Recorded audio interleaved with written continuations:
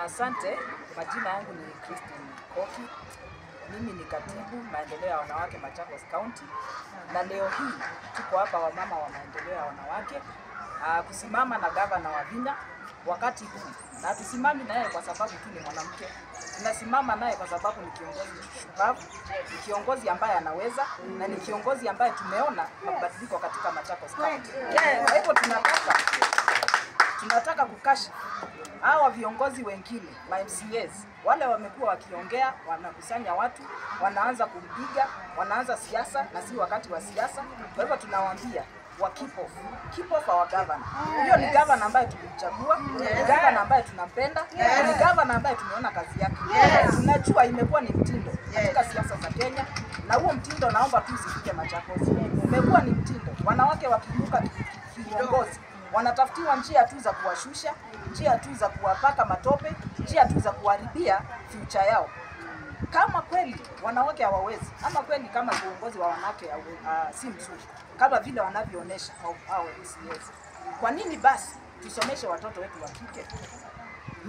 Niko very sure, nina imani kwamba hao MCAs maidha na kabila wako na watoto wasichana. Hata kama sio watoto wao, wako na dada, wako na aunties, wako na bibi zao. Hawataki wakuwe viongozi in future. Hii ni kuvunja watoto wa kike moyo.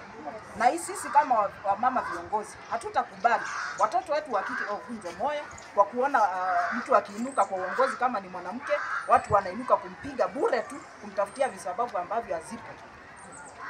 Waheshimiwa wabunge, havyo na maibu, kuna kazi nyingi pale inawangoja katika kuna kazi nyingi sana inawangoja pale katika tunangojea sana kwa hamu wipate fund. Na stalemate iko hapo kwa bunge. Tunawaomba badala ya kufanya hizi siasa muende pale bunge, mpitishe hiyo wipate fund, mpitishe hiyo bill, mtengeneze policies ambazo zitasaidia watu wa Machakos. Kazi za government tunazijua na kazi za MCAs tunazijua. Na hii kuropoka, maidha na kazi kuropoka si moja yapo ya kazi zenu. Si moja yapo ya kazi zile mlichaguliwa na wana wa Mongwani na Kinani na Machakos general. Kwa nini iwe ni nyinyi tu wawili?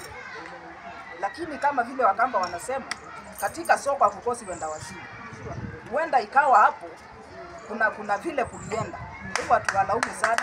Kama mtaendelea kuongea, muongee vitu zenu na muache kuongea mambo ya governor, maana tumeona na kama vile residents wa Mudwani wa Mavoko wamesema na all over Machakos, tumeona vile governor amefanya.